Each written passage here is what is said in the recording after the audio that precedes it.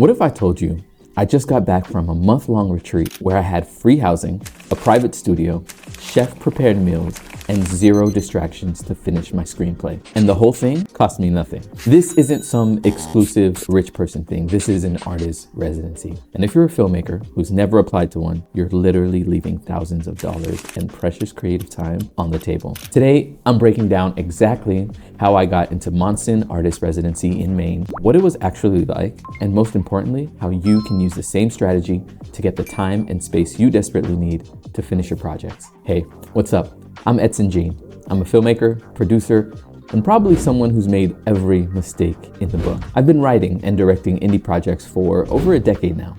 My first feature, Looting, premiered at South by Southwest. I've consulted in the writer's room for Issa Rae and had my work licensed on HBO and Amazon.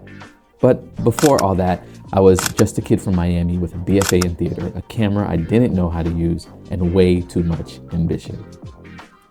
So look, I know what you're thinking. Artist residency? That sounds like some bougie art world thing that has nothing to do with filmmaking. That's exactly what I thought too. But after spending 30 days at Monson, deep in the woods of Maine, right off the Appalachian Trail, working alongside painters, sculptors, writers, and woodworkers, I realized we've been sleeping on one of the most powerful resources available to independent creators. And today, I'm gonna show you exactly how you can tap into it. So let's start with the basics. What even is an artist residency? Think of it like this. Imagine someone said, here's a place where you can focus on nothing but your creative work from anywhere from 2 weeks to 3 months. We'll handle your housing, your meals, give you a workspace, and surround you with other serious artists. Oh, and it's free. That's literally what a residency is. I will say not all of them are created equal. There are hundreds of them across the country. And here's the wild part. Most of them accept filmmakers, but nobody mentions it in their how to make your first feature YouTube videos. It's like this whole parallel universe of support that exists for artists, but filmmakers just don't know about it. At Monson specifically, I had a private bedroom, access to multiple studio spaces, 2 meals a day prepared by an actual chef, not cafeteria stuff. And I'm vegan. 450 acres of wilderness to explore when I needed to clear my head. The retail value, easily $5,000 to $6,000. The actual cost, 0. Well, technically I paid for my flight, but they also offer an artist stipend and $300 credit for groceries, so that was offset. But here's what really matters for filmmakers. Most filmmakers I know are trying to write, develop projects, or edit while juggling 3 survival jobs, family obligations, and the general chaos of life. You get maybe an hour here or 2 hours there if you're lucky.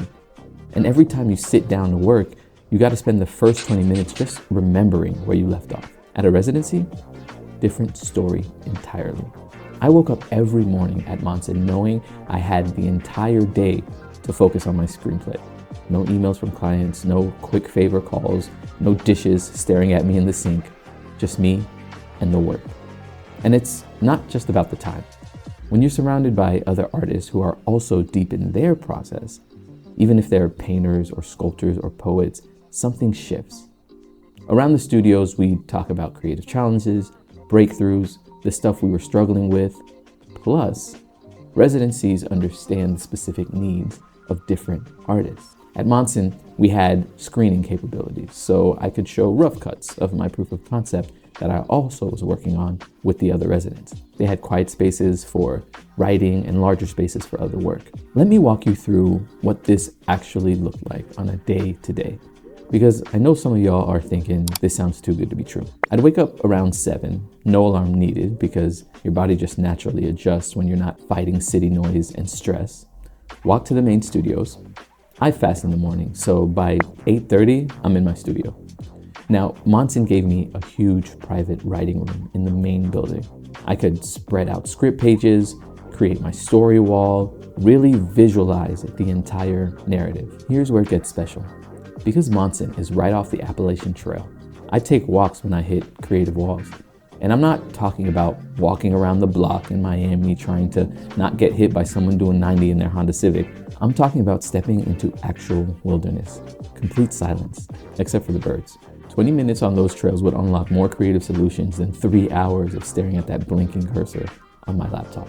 We picked up lunch and dinner from Chef Lulu, a Filipino chef who is like your favorite crazy aunt. Afternoons were deep work time, no interruptions. Your phone doesn't even get signal anyway over here, which is honestly like a blessing. I'd write from 1 to 5, sometimes 6 if I was in a flow. More progress in those afternoon sessions than I'd usually make in 2 weeks back home. Dinner on Tuesdays was family style. We ate together. Lulu handled it. These weren't just meals. They were experiences. Local ingredients, recipe that made you actually want to sit and savor instead of inhaling your food at your desk. Programming was flexible. There were 2 studio visits, one for just the artist and one at the end for the community.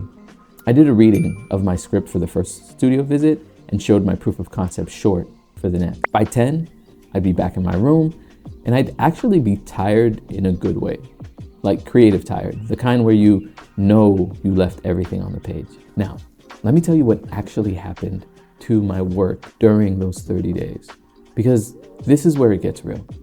I came to Monson with a horror script that I had been sitting on for a few months. I knew where it needed to go, but every time I sat down to write in Miami, I'd get maybe 2 pages done before life interrupted. At Monson, I finished the entire draft, 80-ish pages. There's something about uninterrupted time that lets you hold the entire story in your head. You're not constantly reloading the file, trying to remember what you wrote last week. You're living inside the narrative. Characters start talking to you, scenes connect in ways you didn't plan. But here's the real breakthrough. And this is for all my filmmakers who feel like they're always swimming upstream. For the first time in years, I remember why I love this. When you're not fighting for every second of creative time, when you're not apologizing for being an artist, when you're surrounded by people who get it, you reconnect with that original spark that made you pick up the camera in the first place. All right, so now you're probably thinking, this sounds amazing, but how do I actually get in? This is where we need to have a real conversation about project materials, because this is what makes or breaks your application. See, Monson gets tons of applications for every season. They can only accept like 8 to 10 artists. So what made them choose a filmmaker from Miami? It wasn't my credits, those help. It wasn't connections. I didn't know anybody over there. It was my project package. Most filmmakers throw together residencies applications like they're filling out a job form. They list their experience, maybe attach an old artist statement, and hope for the best. That is not going to cut it. These residencies, they want to know 3 things. What's your project? Why now? And why here? For my Monson application, I spent a few weeks crafting a package that told a story, not just about my horror script, but about why I needed this specific time and place to complete it. I connected the isolated main setting to the themes in my screenplay.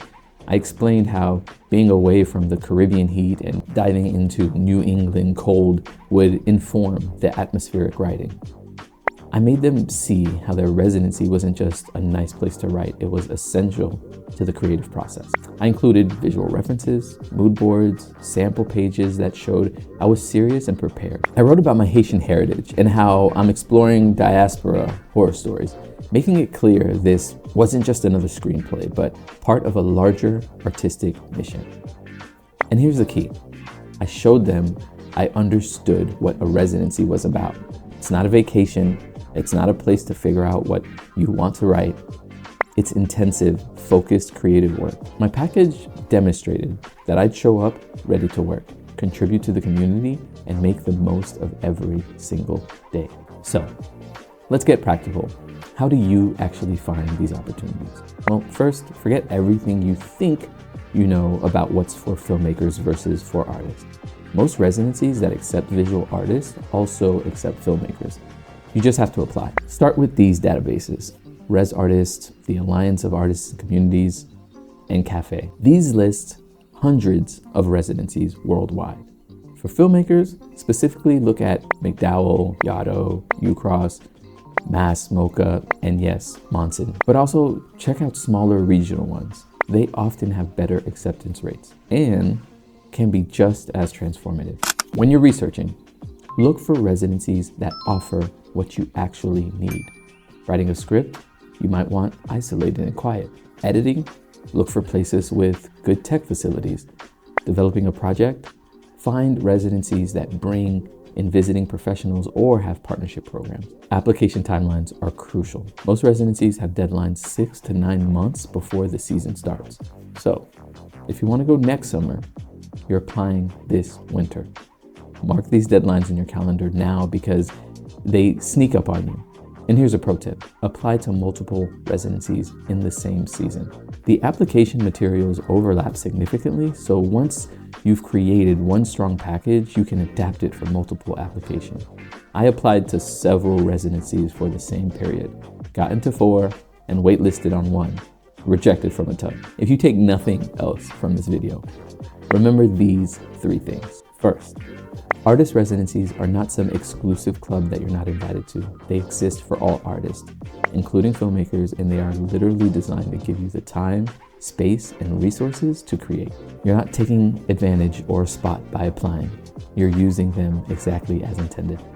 Second, the difference between getting in and getting rejected is your project package. This isn't about having the most credits or the biggest names attached. It's about showing them you're ready to work. You understand what they're offering, and you'll contribute to the community. Third, and this is a crucial one, 1 month at a residency can move your project forward more than a year of stolen moments. It's not about the time, it's about the headspace, the community, the permission to be an artist without apology. If you're thinking this sounds great, but you don't know how to create that kind of project package that gets you in, and you'd like support and be surrounded by like-minded artists on similar journeys, I feel that. It took me years of applications to figure out what works. That's actually why I'm building a private community of filmmakers who are serious about getting the support, funding, and resources we deserve. We're talking about project packages, grant applications, pitch decks, all this stuff with so little education out there. But everyone expects us to know.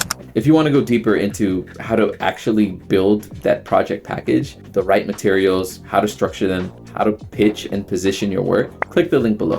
I built a free mini course for filmmakers who need that guidance, especially those of us doing this without the traditional pipeline. And if you're ready to start writing but feel stuck on story structure, watch this video right here. I break down what I believe is the single most important screenwriting book today. Comment below, send me the invite, and I'll reply with a cohort invitation link. We're keeping it really small as we want to be able to nurture each other's work and journeys. Because here's the truth, talent isn't enough. You need to know how to package your vision in a way that opens doors. And once you learn that, residencies like Monson become the secret weapon for actually getting your projects made. If you found this valuable, please like and hit the subscribe button. And check out my video on the screenwriting book that changed my life. Until next time, keep creating. And remember, there's support out there for your work. You just gotta know where to look. Peace.